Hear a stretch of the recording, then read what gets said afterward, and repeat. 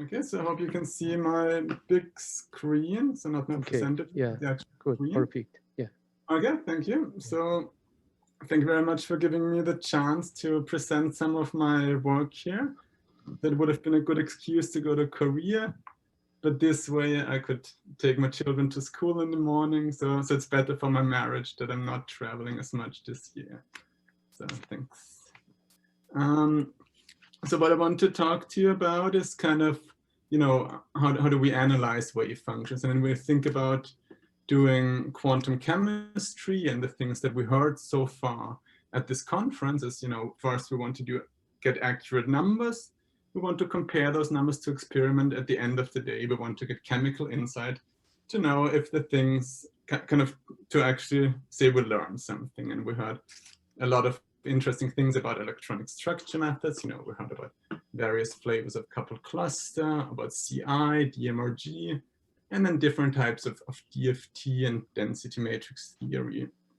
But the methods as such are not enough. We heard about multiscale models, fragment models, QMMM just in Nicola talk, and divide and conquer.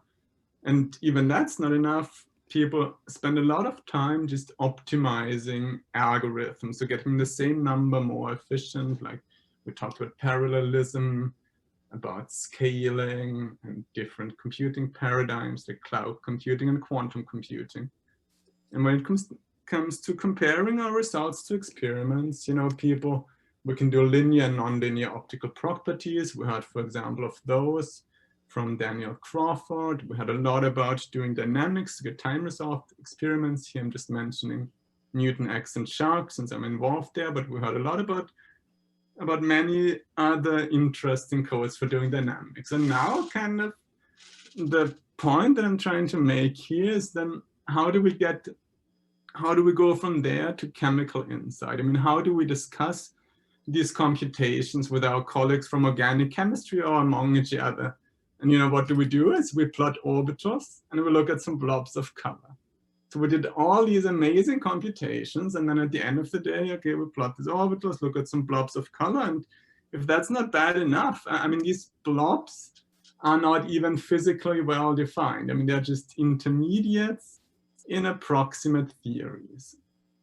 So the question that I'm asking here is first, can we assign excited state character in a completely automated way? So rather than just looking at orbitals and trying to say, oh, maybe it's this, maybe it's an n orbital, maybe it's a pi orbital, can we do this completely automatically? And the other question is, can we learn something about physics beyond the MO picture? So is there something to be learned beyond just looking at these little orbitals? So why do we want to assign excited state character automatically? Because we can go to larger data sets and because we can remove personal bias. And then when we talk about kind of going beyond the MO picture, then here I just want to link to other models, especially kind of valence bond theory, which is the thing that has been around for a long time, or also exciton theory, which comes more from solid state physics. So the purpose of this talk is first kind of to tell you about automatic assignment of excited state character in the context of transition metal complexes. Then I'll want to talk to you about valence bond theory with the naphthalene molecule. And hopefully I'll find some time to talk about the implementation and technical aspects, since this is, what this conference is focused about. So this is kind of how these stories typically start. We take this transition metal complex with a ligand, chlorine atoms, 3 CO groups. This is a well-studied complex. It has ultra-fast intersystem crossing, and now we're interested in kind of which types of states are involved in this dynamical process. And so what we do, we use MS-CASPT2. So if you remember the first slide, we pick a very efficient, like a modern computational method. And not just that, OpenMarkers spend a lot of effort in optimizing the algorithm via the Koleski decomposition, so we can get accurate computations on a complex like this, we computed 19 singlets and 18 triplet states. But now, with all these things, now that computers become more and more powerful, we just have the problem that we have so many different states, and how do we characterize them? And the question is, do you want to look at all these orbitals, especially in transition metal complexes? These orbitals can get really messy. So we want to find a rigorous way of looking at things. And let's say for the first step, we'll go here, we compute a transition density matrix. So basically we have the ground state wave function, we have the excited state wave function, we connect them with creation and annihilation operators to get the transition density matrix. And then for many of the things that I'm interested in, we don't want this as a matrix, but we want this as a two-body function. So then we have the transition density matrix as a two-body function as the excitation hole and the excited electron. And we just get this by multiplying the matrix with the appropriate basis functions. And once we have this function, we can do lots of fun things. And let's say here we just kind of start out with the idea of computing the density for the electron and the hole. So if we integrate out the hole coordinate, we get the electron density.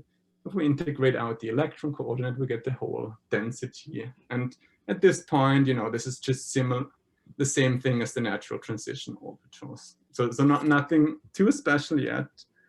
But the important thing is now, for example, we analyze the S1 state, and at least we have a clear picture of what's happening. We see the hole is located on this side, on the transition metal and the chlorine atom. The electron is on the ligand.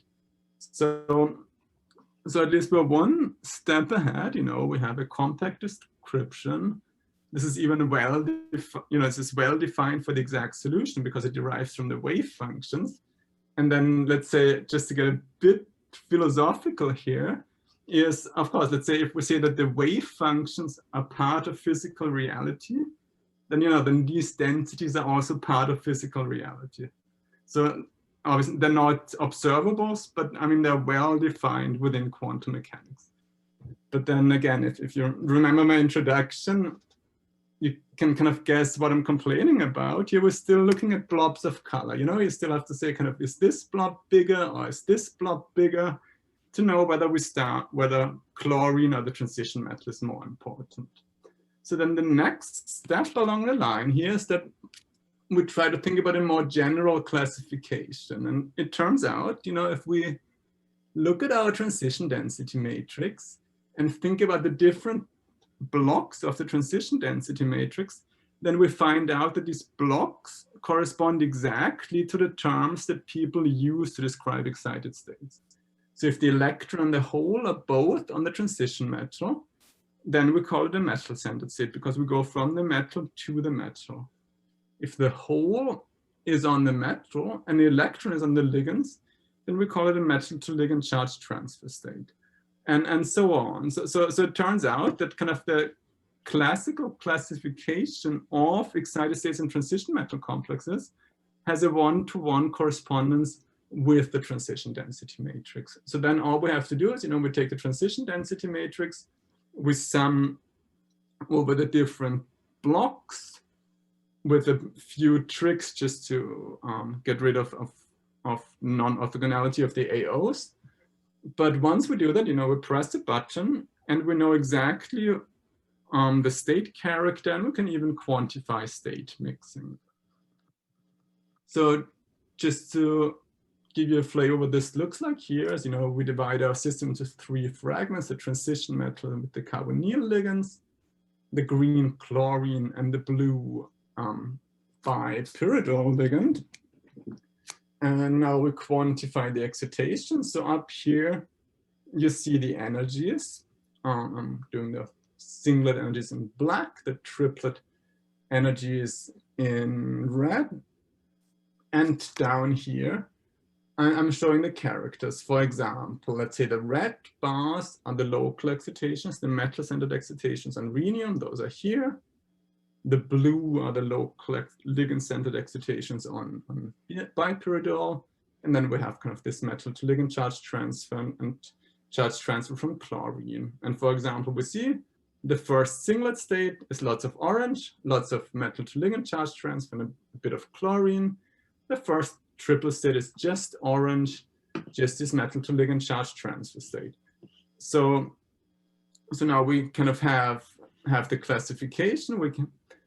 We have a rough picture what all the states are, but we can even look for more subtle trends. For example, that singlet states have more chlorine, triplet states have more local excitations, and then you can, keep going and discuss the physics later on. So this picture comes from the Open Morcas paper, and I should say, let's say the general representation was something that Sebastian Meyer worked out, who's also in the audience in a paper a year before in coordination chemistry reviews. So going back to the fragment-based analysis, so I hope I could convince you that, just press the button and the state character was automatically assigned. The problem is that the definition of the fragments is not always obvious. So we had some other ideas. You could look at a real space analysis of the one particle transition density matrix without any population analysis. So we did that, and we called this the exciton wave function, the physical picture.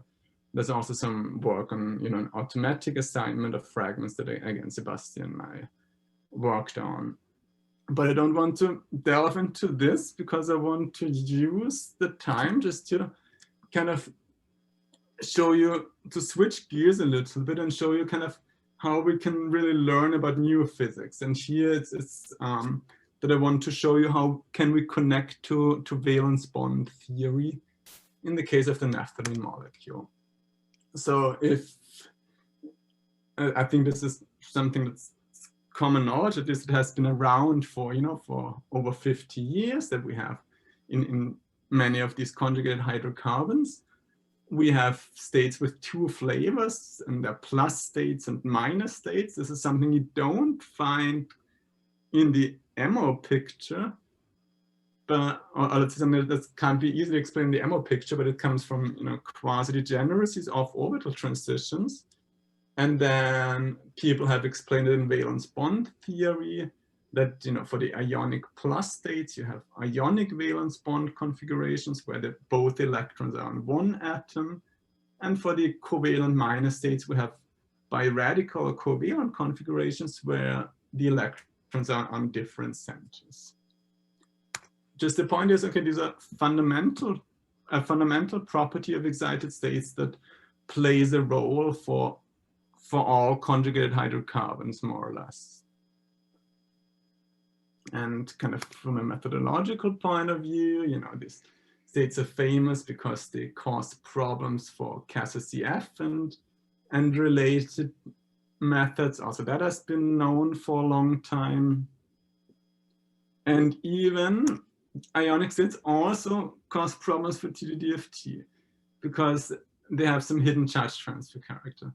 So I think this is really a topic that's important from many different angles, and that's kind of often overlooked. Often you just kind of make a bigger active space, more correlation, and then hope you get through it.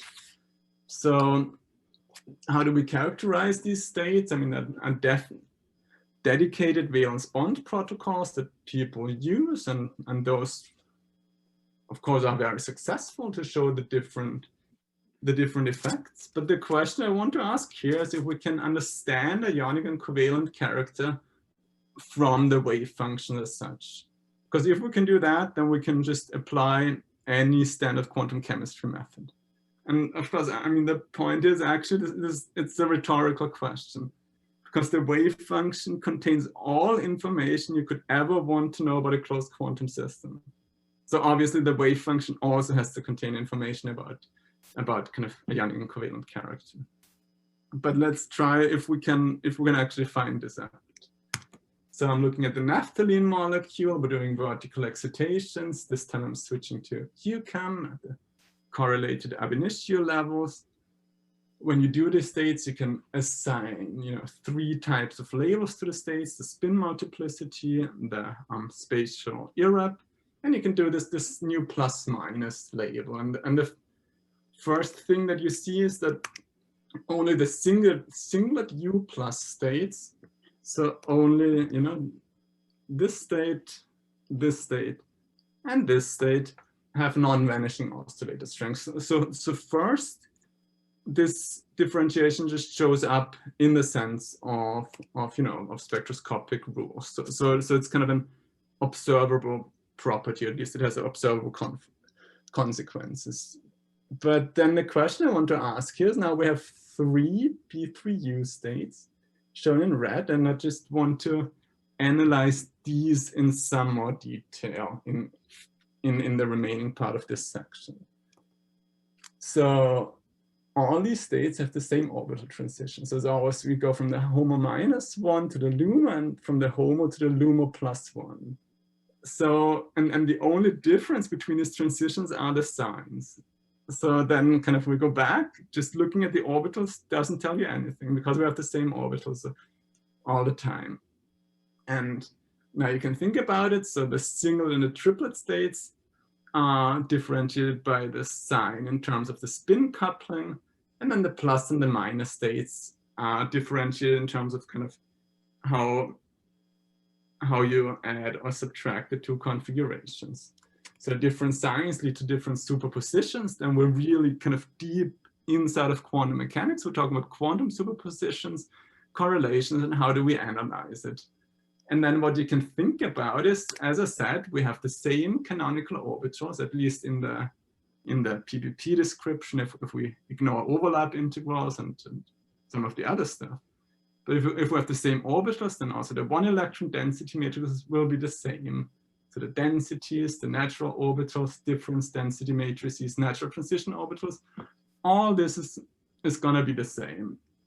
And just kind of as an exercise, we can look at this with our wave function analysis library. Okay, the excited state densities for the 4 states, they are the same. I mean, that's not so exciting because they just look like Christmas biscuits, but just as an example. Then, okay, then we'll look at the difference densities, attachment, difference densities up here, attachment densities down here, detachment densities down here. Also, those 4 densities look exactly the same for those 4 states. And this kind of takes us to the next step. So if all these analysis methods fail, what do we do?